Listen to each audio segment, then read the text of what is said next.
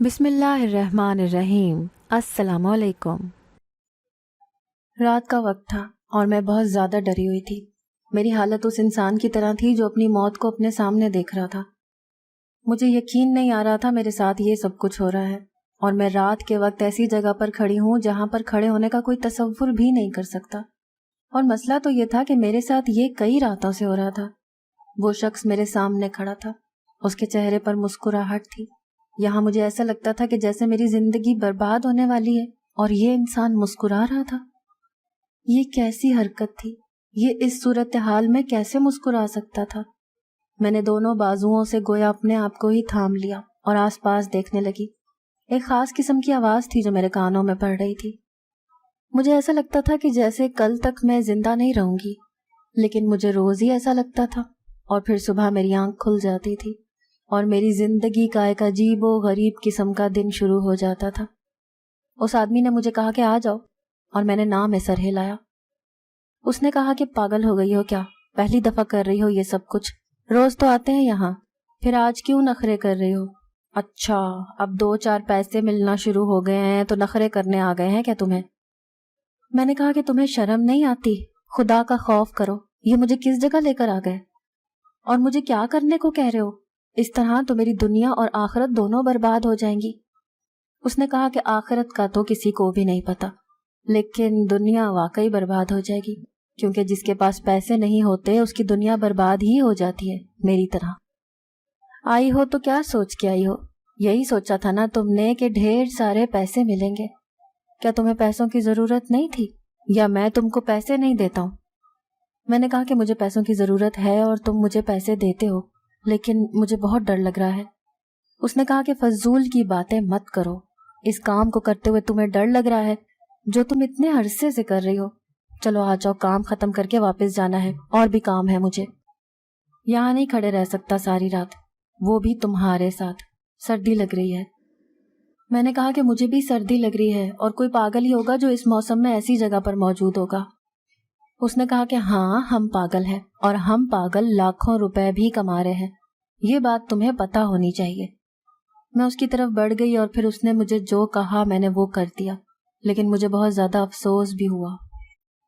میرا نام ماریا ہے، میں ایک نہایت ہی خوبصورت لڑکی تھی۔ میرے ماں باپ اس دنیا میں نہیں تھے، میرا صرف ایک ہی بھائی تھا۔ ہم لوگ بہت زیادہ غریب ہو گئے ہیں، کیونکہ ہم لوگوں نے کبھی پڑھائی میں دلچسپی نہیں لی یا کوئی ہنر سیکھنے میں دلچسپی لی۔ سوچا کہ ماں باپ زندہ ہیں، ساری عمر کماتے رہیں گے، باپ کماتا رہے گا، ماں پکا پکا کے کھلاتی رہے گی، اور زندگی اسی طرح گزر جائے گی۔ وقت آئے گا تو شادی بھی کروا دیں گے۔ ہم نے اپنے ماں باپ کی کبھی قدر نہیں کی، اور وہ دونوں ایک ساتھ ہی اس دنیا سے چلے گئے۔ وہ ہمیں چھوڑ کر چلے گئے تھے۔ ان کا ایک حادثہ ہو گیا تھا، وہ جس بس میں جا رہے تھے وہ بس الٹ گئی اور وہ موقع پر ہی دم توڑ گئے۔ جب ہمیں یہ خبر ملی ہمارے لیے دگنا دکھ تھا، ہمیں بہت برا لگا۔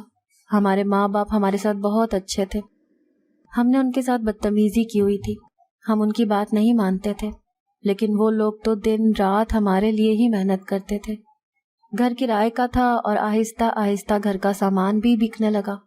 ماں کا کچھ زیور تھا جو ادھار اور خرچوں میں اور کفن دفن میں چلا گیا۔ بابا کے پاس کچھ بھی نہیں تھا، وہ تو دہاڑی مزدوری کرتے تھے، نہ تو ان کی کوئی پینشن تھی اور نہ ہی کوئی جائیداد۔ اب میرا بھائی اکیلا رہ گیا تھا۔ رشتہ دار ویسے ہی کسی قابل نہیں تھے، پر انہوں نے کہا کہ بھائی ہے نا، بہن کو سنبھال لے گا، جبکہ بھائی کو تو کچھ آتا ہی نہیں تھا۔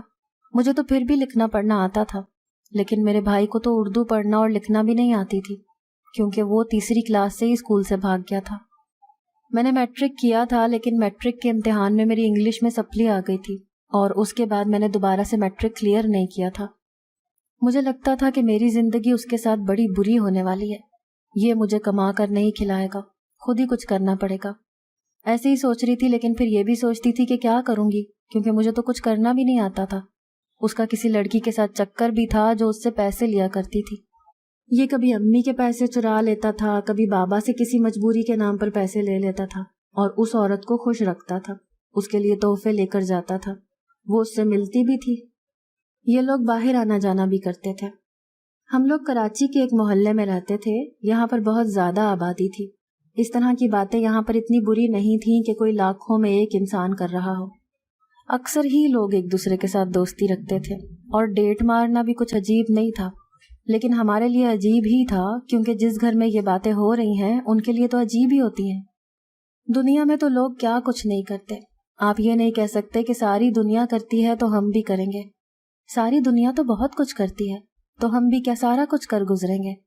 میں نے اپنے بھائی کو کہا کہ اب اس کو پیسے دینا بند کر دو، ہمارے اپنے گھر میں پیسے نہیں ہوتے، 2 وقت کی روٹی پوری نہیں ہوتی، سارا سامان بک گیا ہے، صرف سونے کے لیے چارپائیاں اور برتن رہ گئے، اب کیا مجھے بیچ دو گے؟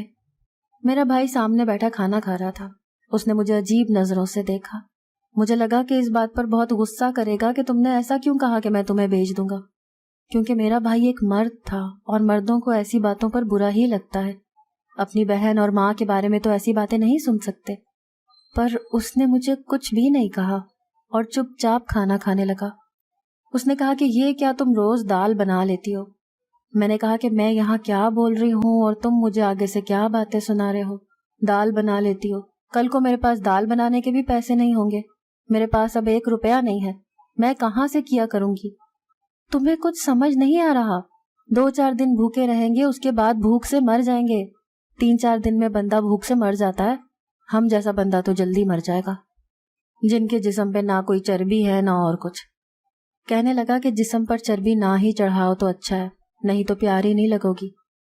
میں نے کہا کہ میں پیاری لگوں یا نہ لگوں، میرے حسن سے تمہیں کیا مسئلہ ہے؟ اس بات پر وہ پھر سے خاموش ہو گیا۔ اس کے دل میں کچھ چل رہا تھا۔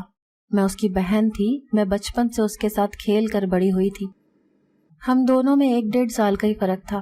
اچھی طرح جانتی تھی کہ کب وہ کیا سوچتا ہے، وہ نہ جانے کیا سوچ رہا تھا۔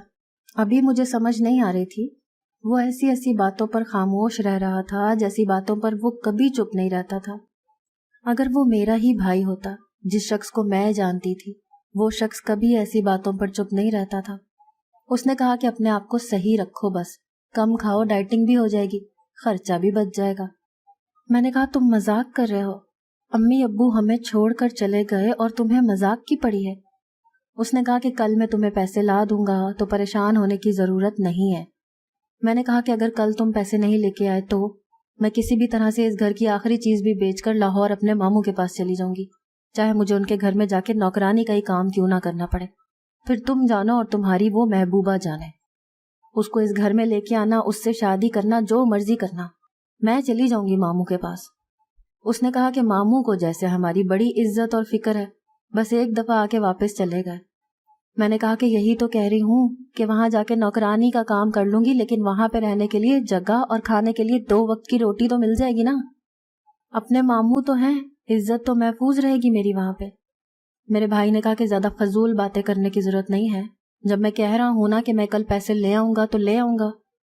میں نے کہا کہ ٹھیک ہے، دیکھتے ہیں، لیکن کسی سے ادھار مت مانگ لینا، وہ لوگ گھر پہ آ جائیں گے ادھار مانگنے کے لیے، پہلے ہی بڑی مشکل سے ادھار اتارا ہے۔ میرے بھائی نے کہا کہ نہ تو کسی سے ادھار مانگوں گا اور نہ ہی تھوڑے پیسے لے کر آؤں گا۔ تمہیں کیا لگتا ہے میں ہاتھ پر ہاتھ رکھ کے بیٹھا ہوں؟ کل جب تمہاری ہتھیلی پر پیسے رکھوں گا نا، تب تمہاری شکل دیکھنے والی ہوگی، پھر تم سے پوچھوں گا کہ یہ پیسے اوپر سے گرے ہیں یا تمہارا بھائی لے کے آیا ہے۔ میں نے کہا کہ ٹھیک ہے، کل کا دن بھی آ جائے گا، کون سا دور ہے، دیکھتے ہیں کہ تم کیا کر لیتے ہو۔ میرے بھائی نے کہا کہ ہاں دیکھ لینا۔ صبح ہو گئی، ناشتے کے لیے گھر میں کچھ بھی نہیں تھا، صرف پتی اور پانی پڑا تھا، اسی کو گھول کر میں نے 1 کپ پی لیا تاکہ کہیں بھوک کے مارے مجھے چکر ہی نہ آ جائے، میں بے ہوش ہی نہ ہو جاؤں، کیونکہ میں ویسے بھی بہت تھکی تھکی رہتی تھی۔ میں بھی حیران تھی کہ اللہ نے میرے اندر کوئی ٹیلنٹ ہی نہیں رکھا۔ لڑکیوں کو تو کپڑے سینے آتے ہیں، اگر مجھے کپڑے سینے آتے تو میں مشین ادھار لے کے ہی کچھ کر لیتی، پر کپڑے تو سیتی، یا اگر مجھے اچھا کھانا بنانا آتا تو میں کسی کے گھر کک کا کام کر لیتی، لیکن مجھے یہ دونوں کام ہی نہیں آتے تھے۔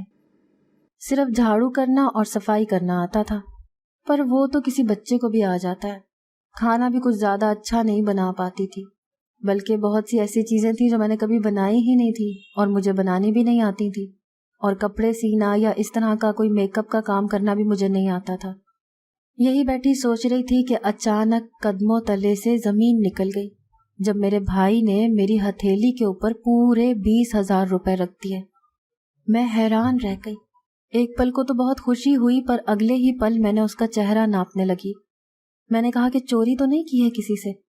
तो कहने लगा तौबा करो, मैं क्या तुम्हें चोर लगता हूँ? क्या हो गया है तुम्हें? मैंने कहा कि फिर इतने सारे पैसे कहाँ से लेके आए हो? मुझे तो लगता है कि तुमने चोरी की है। उसने कहा कि ना करो मोहतरमा, मैंने कोई चोरी नहीं की है। ये पैसे हक हलाल के हैं, बल्कि अभी इनको हलाल करना बाकी है और तुम्हें मेरे साथ आना होगा, एक काम करना होगा। उसी काम के ये पैसे मिले हैं। मैंने कहा कि कैसा काम? उसने कहा कि वो तुम समझ जाओगी, अभी वो काम नहीं करना। अभी मैं तुम्हें जितने पैसे लाके दूं वो पैसे तुम संभाल कर अपने पास रखती रहना, किसी को भी मत बताना। थोड़े थोड़े पैसों से थोड़ी बहुत चीजें ले लेना, लेकिन मोहल्ले वालों को ना पता चले।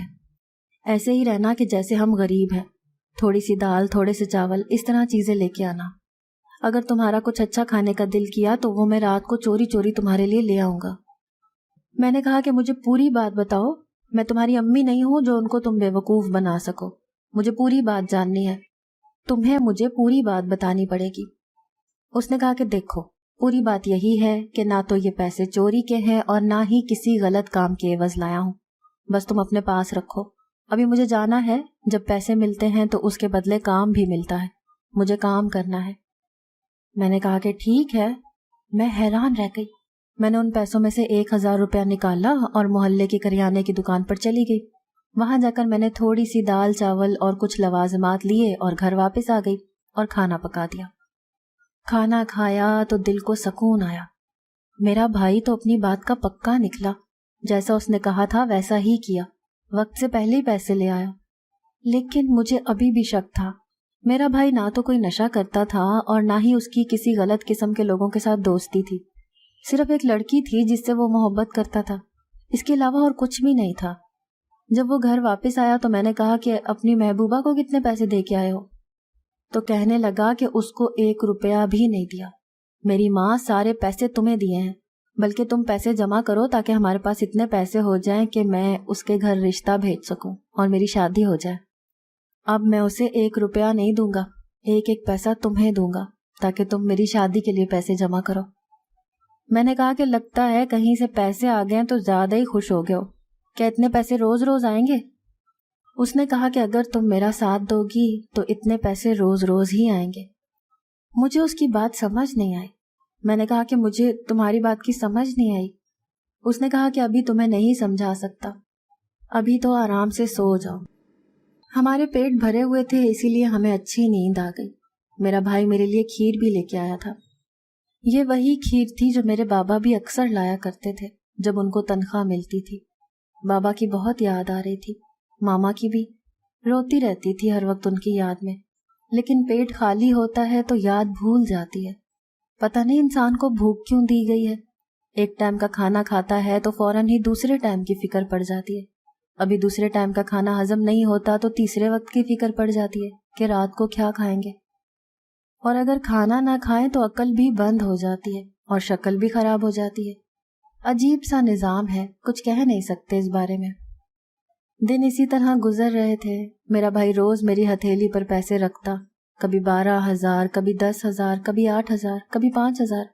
करते कराते हमारे घर में 1,00,000 रुपया जमा हो गया। मैंने अपनी जिंदगी में कभी 1,00,000 रुपया नहीं देखा था। उसने कहा कि बस तुम देखती जाओ। वो पूरा दिन घर से बाहर रहता था। दिन इसी तरह गुजर रहे थे। फिर उसने मुझे कहा कि आज 1 तारीख है, 6 तारीख को हमने एक काम करने जाना है, तुम अच्छी तरह से तैयार हो जाना, मैं तुम्हारे लिए नए कपड़े लेकर आऊंगा, तुम वो भी पहन लेना। मैंने कहा कि नए कपड़े? उसने कहा कि हाँ, नए कपड़े ही पहनने होंगे ना उस काम के लिए। बस तुम फिक्र मत करो, मुझसे ज्यादा सवाल नहीं करो, मैं जैसे कहता हूँ वैसे ही करती जाओ, पैसे आते जाएंगे। मैंने कहा कि घर में भी कोई सामान नहीं है, सारा सामान बेच दिया था, कपड़े धोने में मुश्किल होती है।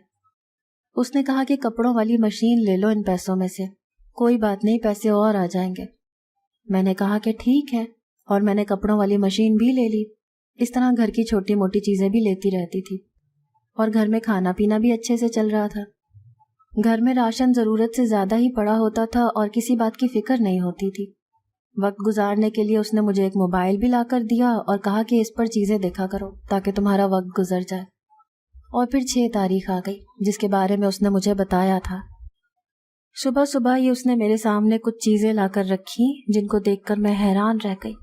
میرے تو گویا قدموں تلے سے زمین ہی نکل گئی، کیونکہ یہ کچھ اور نہیں، ایسا سامان تھا جس میں ایک لہنگا تھا، لہنگے کے ساتھ کی چوڑیاں اور زیور وغیرہ۔ یہ تو کسی دلہن کے تیار ہونے کا سامان تھا۔ میں نے کہا کہ تم نے کیا مجھے بیچ تو نہیں دیا کسی سیٹ کے آگے؟ میری شادی تو نہیں کروا رہے ہو کسی سے؟ تو اس نے کہا کہ توبہ کرو، مجھے ایسا سمجھتی ہو کیا؟ میں نے تمہاری شادی کسی سے نہیں کرائی ہے، لیکن آج تمہیں دلہن بننا ہوگا۔ میں نے کہا کہ مجھے کیوں دلہن بنا رہے ہو؟ اس نے کہا کہ بتاؤں گا تمہیں، بس تم آج دلہن بن جانا اور یہ ساری چیزیں پہن لینا جو بھی اس کے اندر ہے، اچھی سی دلہن بننا، ایسا نہ لگے کہ زبردستی بنایا گیا تمہیں دلہن۔ میں نے کہا کہ یہ کیا ہو رہا ہے؟ اس نے کہا کہ بس میری بات مانو، جتنے پیسے آ رہے ہیں اتنے ہی پیسے آئیں گے۔ ارے پاگل، ہم 1 سال کے اندر اتنے زیادہ امیر ہو جائیں گے کہ اپنا گھر بنا لیں گے، گاڑی آ جائے گی اور دنیا کی ہر چیز، تجھے جو چاہیے وہ تجھے لے کے دوں گا، تو فکر مت کر، بس میری بات مان۔ میں نے کہا کہ ٹھیک ہے، تو میرا بھائی ہے، مجھے پتا ہے کہ تم ایسا کچھ غلط نہیں کرو گے، لیکن اگر کچھ ہو گیا تو زندگی بھر معاف نہیں کروں گی تجھے۔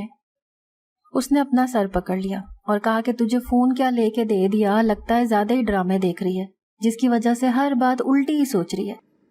بس اچھی طرح تیار ہو جانا، آج رات کو ہمیں جانا ہوگا۔ میں جاتا ہوں، رات کو واپس آ جاؤں گا، جیسے ہی آؤں جانے کی تیاری کر لینا، دیر نہیں کرنی ہے۔ میں نے کہا کہ اچھا ٹھیک ہے، میں نے اس کی بات مان لی۔ میں شام ہوتے ہی تیار ہو گئی۔ میں پہلی دفعہ دلہن بن رہی تھی، مجھے جتنا جیسا آتا تھا میں نے وہ سب کچھ کیا۔ مجھے لگا کہ زیادہ خوبصورت نہیں لگوں گی، لیکن باقی بہت پیاری لگ رہی تھی۔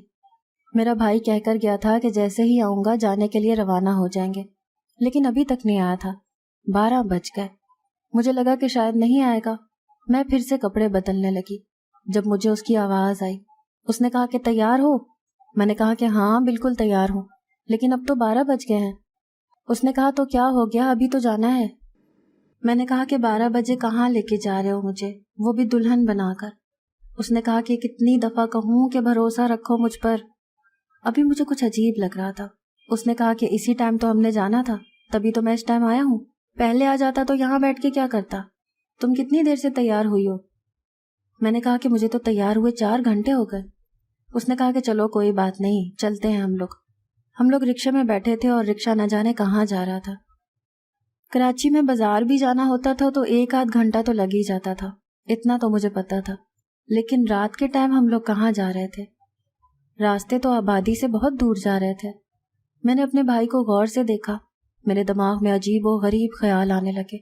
میں نے کہا کہ اس کو نہ کمانے کی عادت تھی اور نہ ہی محنت کرنے کی، اور پھر ماما بابا اس دنیا سے چلے گئے۔ اس نے ایک لڑکی سے محبت کر رکھی ہے جو اس کو لوٹتی رہتی ہے، ہر وقت ایسی ایسی فرمائشیں کرتی ہے جو یہ پوری بھی نہیں کر پاتا، لیکن ان فرمائشوں کو پورا کرنے کے لیے یہ کسی بھی حد تک چلا جاتا ہے۔ اور اب میں نے بھی آج کل اس کا سر کھایا ہوا ہے کہ گھر چلاؤ اور گھر میں پیسے لے کے آؤ۔ یہ اس وقت ایک ایسا آدمی ہے جس پر کوئی الٹا کام کرنا بقول اس کے خود کے اوپر واجب ہو چکا ہے۔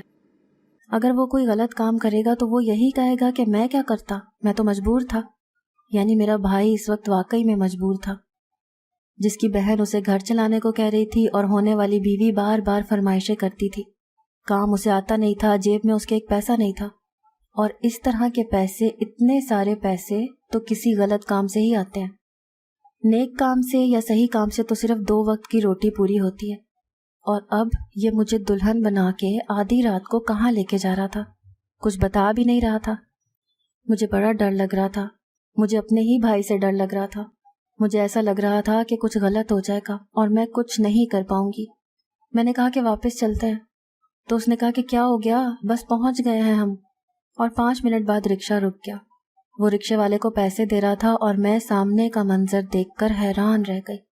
ویسے تو سڑک پر دونوں طرف آبادی ہوتی ہے، ہو سکتا تھا کہ ہمیں اس جگہ نہ جانا ہوتا، میں غلط سمت میں دیکھ رہی ہوتی، لیکن یہاں پر اور کوئی آبادی تھی ہی نہیں، صرف ایک ہی جگہ تھی اور یہ ایک قبرستان تھا۔ میں حیران رہ گئی۔ میں نے کہا کہ تم مجھے دلہن بنا کے قبرستان میں لے کے آئے ہو؟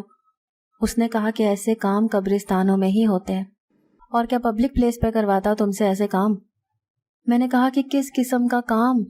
میں زور سے چلائی کیونکہ مجھے غصہ آ گیا تھا۔ मैं तंग आ गई थी। उसने मुझे चुप रहने का इशारा किया। उसने कहा कि पागल मत बनो, कोई पकड़ लेगा तो बहुत ही बुरा होगा, पुलिस के हवाले कर देंगे। मैंने कहा कि क्या मतलब? मैं बुरी तरह से डर गई थी। उसने कहा कि बस चुपचाप मेरे साथ चलो, जो कर रहे हैं करने दो। हम लोग कब्रिस्तान के अंदर चले गए और न जाने किस तरफ जा रहे थे। मुझे बहुत ज्यादा डर लग रहा था।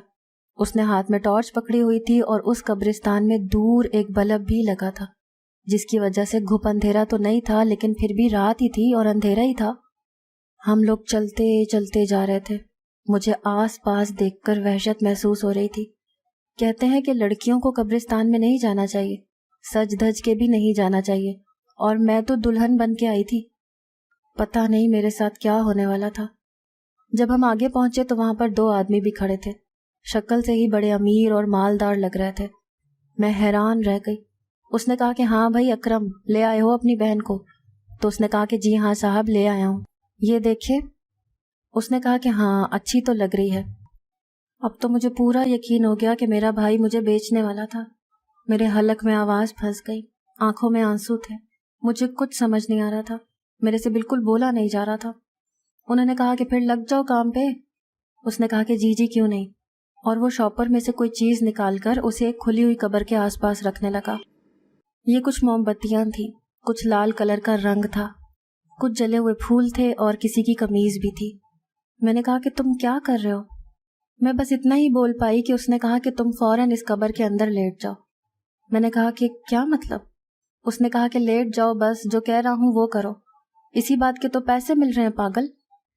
इन लोगों ने किसी पर काला जादू करवाना है और हम लोग वो काला जादू कर रहे हैं, जिसके लिए एक जवान और खूबसूरत लड़की को दुल्हन बना के कब्र के अंदर लिटाना होगा, और मैं तुमसे ये काम ले रहा हूँ।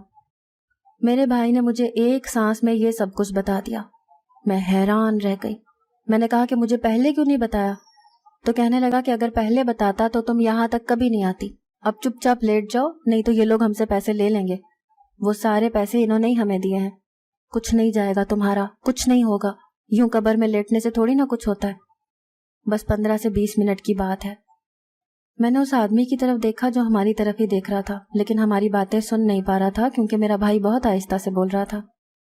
यूं जिंदा होते हुए कब्र में लेटना कितनी अजीब और बुरी हरकत है, लेकिन मैं मजबूर हो गई। मेरे भाई ने भी कहा कि मैं यहीं पे हूँ, कुछ नहीं होगा।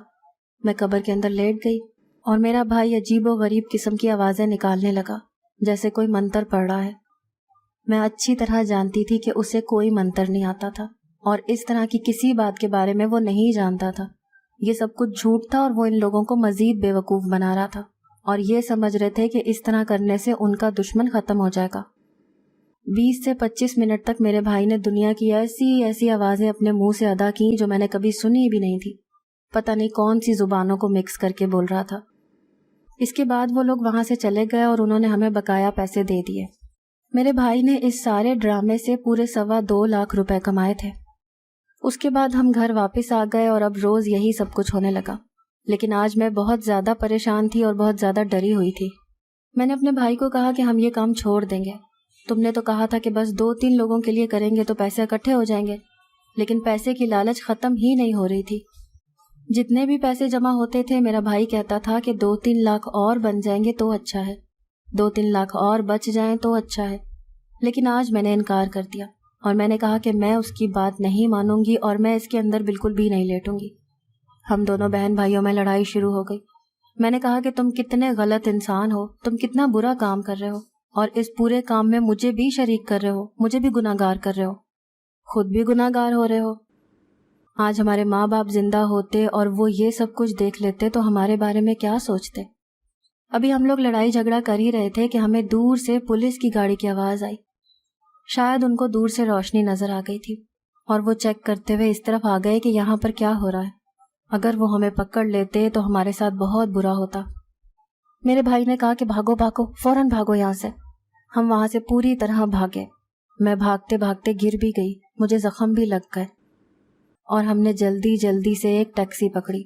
उसने भी ज्यादा पैसे लिए क्योंकि वो समझ गया था कि कोई गड़बड़ है। अपने घर आकर हमने दम लिया। हालत बुरी हो चुकी थी। मेरा भाई बुरी तरह हाँफ रहा था और मुझे भी खरोंचें लगी थी।